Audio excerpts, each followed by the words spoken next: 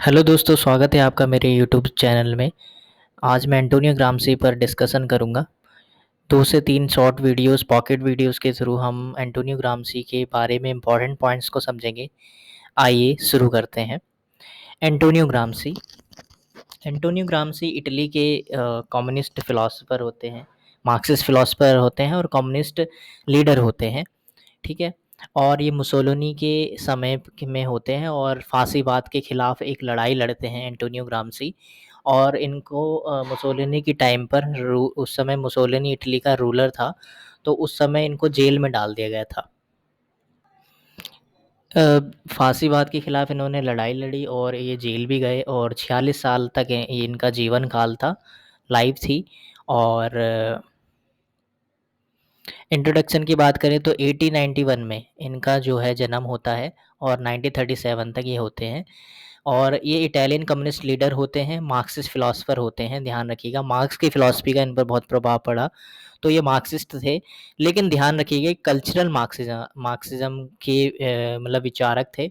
Cultural Marxism, ना तो ये क्लासिकल थे और ना ही ये न्यू मार्क्सिस्ट थे। मतलब कोई दोनों मार्क्सिस्ट में इसको नहीं रख सकते, क्लासिफाइड नहीं रख कर सकते। इनको हम कल्चरल मार्क्सिस्ट बोलेंगे। और ये कम्युनिस्ट मूवमेंट जो इटली में साम्यवादी जो आंदोलन हुआ था उसमें काफ़ी एक्टिव रहे थे, इसलिए कम्युनिस्ट पार्टी के फाउंडर माने जाते हैं इटली में जो कम्युनिस्ट पार्टी बनी थी उसके फाउंडर माने जाते थे। और कंटेम्पररी ऑफ मुसोलिनी थे, मतलब मुसोलिनी के समकालीन थे। और उस समय उन्होंने एंटोनियो ग्राम्सी ने फांसीवाद के खिलाफ एक जंग छेड़ी, एक आंदोलन छेड़ा।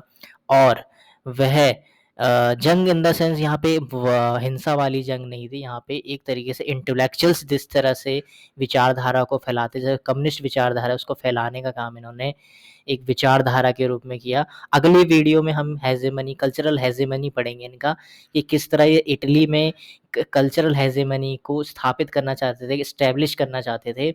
हिंसा वाले मार्क्सिज्म को ये सपोर्ट नहीं करते थे, पहली बात तो ये है।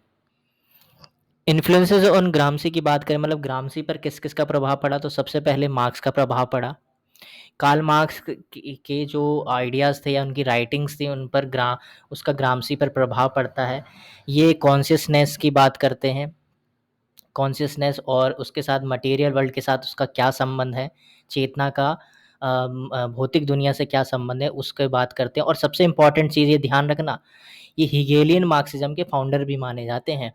और ये मेंटल इवेंट और रियलिटी के बीच रिलेशन की बात करते हैं।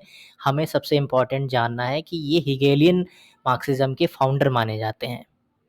दूसरी चीज़ जो है ग्राम्सी के विचारों पर प्रभाव पड़ता है, वो है कंडीशन ऑफ इटली। इटली की ऐसी कंडीशन थी कि वो डेवलप नहीं था और जो नेशन स्टेट थे और जो राज्य थे उनसे बहुत ही पिछड़ा हुआ था। और यहाँ पर पावरफुल हो रहा था कैथोलिक चर्च, और इसको रूलर जो थे, वहाँ के जो शासक थे, वो सपोर्ट कर रहे थे और कैथोलिक चर्च पावरफुल हो रहा था।